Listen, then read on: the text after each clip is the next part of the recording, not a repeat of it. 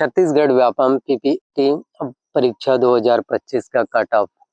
इस वीडियो में आप लोगों को जानने को मिलेगा 8 मई 2025 को पीपीएसटी का एंट्रेंस एग्जाम्स हुआ। तो इस भर्ती परीक्षा में पीपीएसटी में आखिरकार कितने नंबर वाले स्टूडेंट का जो है सिलेक्शन हो पाएगा, पूरी जानकारी आप लोगों को CG PPST expected cut off marks 2025 की सभी जानकारी मिलने वाले हैं। जो भी आपके सवाल हो, हर एक सवालों का जवाब इस एक ही वीडियोस में मिल पाएगा। तो जनरल कैटेगरी वाले स्टूडेंट की हम बात करें संभावित कट ऑफ के, तो यदि आप जो है जनरल कैटेगरी वाले स्टूडेंट हैं तो आपका 120 से 125 नंबर यदि आपके आ रहे हैं पीपीएसटी में तो आपका सिलेक्शन हो पाएगा। ओबीसी कैटेगरी वाले स्टूडेंट है तो आपका 115 से 120 नंबर में सिलेक्शन होगा। एससी कैटेगरी वाले स्टूडेंट है तो आपका 110 से 115 नंबर वाले स्टूडेंट का जो है सिलेक्शन हो पाएगा। एसटी कैटेगरी वाले स्टूडेंट है तो आपका 105 से लेकर 110 नंबर में आपका जो है सिलेक्शन हो पाएगा।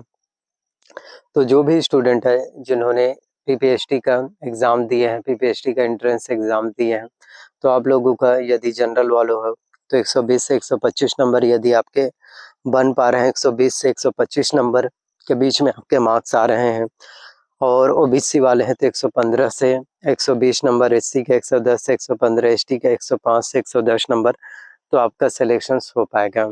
अगर हम बात करें सीटों की संख्या की तो छत्तीसगढ़ में कुल टोटल जो है 8,923 सीटें हैं।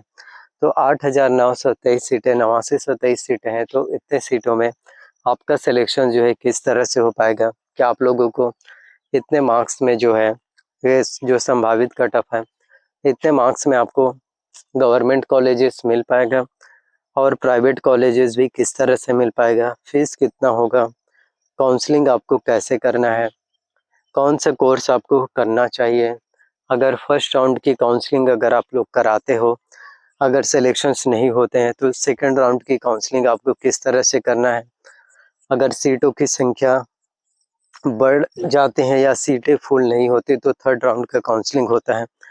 तो इसमें आपको काउंसलिंग जो है किस तरह से करना है, किस तरह से काउंसलिंग में आपको जो है पार्टिसिपेट करना है, क्योंकि जो नए स्टूडेंट्स हैं उनको पता नहीं होता कि काउंसलिंग जो है किस तरह से किए जाते हैं। काफ़ी स्टूडेंट के नंबर अच्छे से होते हैं, अच्छे से रहते हैं, लेकिन वो काउंसलिंग को ही समझ नहीं पाते हैं। वो क्या करते हैं, जो छत्तीसगढ़ के सबसे बड़े बड़े जो कॉलेजेस होते हैं फार्मेसी के लिए, टॉप 1 A1 का जो कॉलेजेस रहते हैं, उन्हीं कॉलेज को जो है वो टिक कर देते हैं और उनका मार्क्स जो है टॉपर स्टूडेंट तो टिक करते हैं तो सो कोई बात नहीं होते, लेकिन जो स्टूडेंट जो उनसे कम नंबर हैं तो वो स्टूडेंट क्या करते हैं, जो टॉप 10 में है, जो टॉप 5 में है, उन कॉलेजेस को सिलेक्ट कर लेते हैं काउंसलिंग में, जिसके वजह से जो टॉपर स्टूडेंट होते हैं उनका सिलेक्शन हो जाते हैं और जो स्टूडेंट उनसे थोड़े से कम मार्क्स से रह जाते हैं उनका सिलेक्शंस नहीं हो पाते। और जो कम मार्क्स वाले होते हैं वो लोग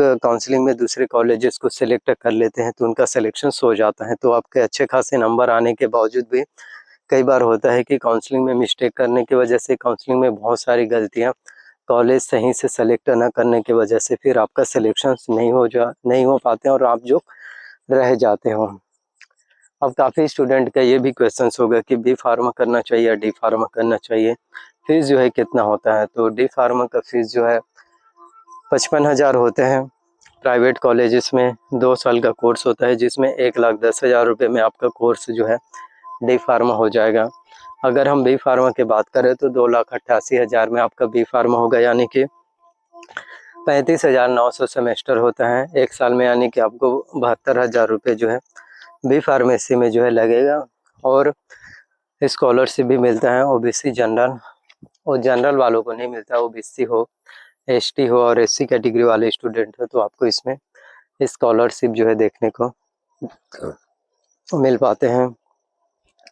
तो जो भी स्टूडेंट है जो मेडिकल के कोर्सेज करना चाहते हैं, जितने भी स्टूडेंट है जो मेडिकल की पढ़ाई करना चाहते हैं, तो आप लोगों से यही कहना चाहते हैं कि आप लोग कर सकते हैं। अगर आपके नाम आ जाते हैं, सीट अलॉटमेंट हो जाते हैं तो अवश्य रूप से आपको कोर्सेज करना चाहिए। काफ़ी लोग होंगे जो आपको ये बोलेंगे कि ये मत करो, वो मत करो, उन लोगों की बातों को नहीं सुनना है। अगर आपका एम है, लक्ष्य लेकर चल रहे हो, आपका सपना है कि मुझे बी फार्मा या डी फार्मा या फिर फार्मा डी करना है तो वो कर सकते हैं। डी फार्मा वालों के लिए बताना चाहता हूँ, जो डी फार्मेसी करना चाहते हैं। पहले क्या था, डी फार्मा जो 2 साल का डिप्लोमा का कोर्स होता है, 2 साल के कोर्स करने के बाद आपको मेडिकल का लाइसेंस मिल जाते थे, लेकिन अभी के टाइम में ऐसा बिल्कुल नहीं है। अभी आप लोगों के लिए एग्ज़िट एग्ज़ाम्स शुरू कर दिए गए हैं, एग्ज़िट एंट्रेंस एग्ज़ाम शुरू कर दिए गए हैं, जिसमें अब क्या हो रहा है कि जब तक आपका एग्ज़िट एग्ज़ाम जो है क्लियर नहीं होगा, क्वालिफाई नहीं होगा, तब तक आपको मेडिकल का लाइसेंस जो है नहीं मिल पाएगा। और ऐसा नहीं है 1 साल 2 साल भी नहीं हुआ, 3 साल, अगर जब तक के आपका एग्ज़िट एंट्रेंस एग्ज़ाम जो है क्वालिफाई नहीं होगा, तब तक आपका डी फार्मेसी करने का कोई भी मतलब नहीं होगा। लेकिन बी फार्मा में ऐसा नहीं है। बी फार्मा कोर्स अगर आप लोग कर लेते हो तो उसके बाद आपको किसी भी तरह से कोई भी प्रॉब्लम्स नहीं होगा और आपको सीधा मेडिकल का लाइसेंस जो है आप सभी को मिल पाएगा। तो हमें बस इंतज़ार करना होता है और ये काफ़ी ज़्यादा इम्पोर्टेंट होगा। और आप सभी के लिए छत्तीसगढ़ में जो है सीजी व्यापा में PPHT entrance exam, Chhattisgarh CG व्यापा में पीपीएचटी एंट्रेंस एग्ज़ाम 2025 के जो है सबसे महत्वपूर्ण एग्ज़ामों में से एक एग्ज़ाम्स है और मेडिकल प्रोफेशन में बहुत ही अच्छा कोर्स है। शुरू में है एमबीबीएस, देन बीएमएस, देन उसके बाद 3rd नंबर पर है आपके फार्मेसी पीपीएचटी। तो जो भी स्टूडेंट है जो फार्मेसी करना चाहते हो आप लोग कर सकते हो। डी फार्मा करना चाहते हो तो डिप्लोमा 2 साल का है। बी फार्मेसी करना चाहते हो डिग्री कोर्स से जो है 4 साल का है। फार्मा डी करना चाहते हो तो आप लोग जो है 6 साल का कोर्सेस है। जी हाँ, और उसके बाद 1 साल आपको इंटर्नशिप अलग से रहेगा, यानी कि अराउंड अगर हम बात करें तो फार्मा डी जो है 6 से 6.5 साल के कोर्स करीब आपके जो है हो जाते हैं। तो आप लोग ये सभी कोर्सेज कर सकते हैं। तो इतने नंबर आपके होने चाहिए, तो फिर आपके चांसेस जो है बन जाते हैं कि आपको गवर्नमेंट कॉलेज जो है मिल जाए, सीट अलॉटमेंट जो है हो पाए।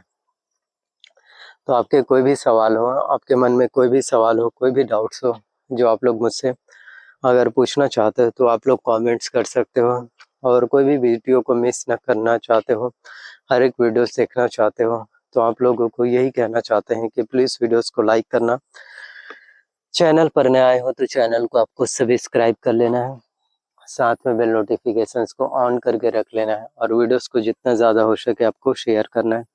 जितना ज़्यादा आप लोगों तक के वीडियोस को पहुंचाओगे, जितना ज़्यादा आप लोगों तक के वीडियोस को शेयर करेंगे, उतने ही ज़्यादा आप में से हर किसी तक के नए-नए वीडियोस, उतने ही ज़्यादा आप में से हर किसी तक के नए-नए वीडियोस, नई-नई जानकारियाँ, नई-नई सौगातें फिर आप लोगों को मिल पाएगा।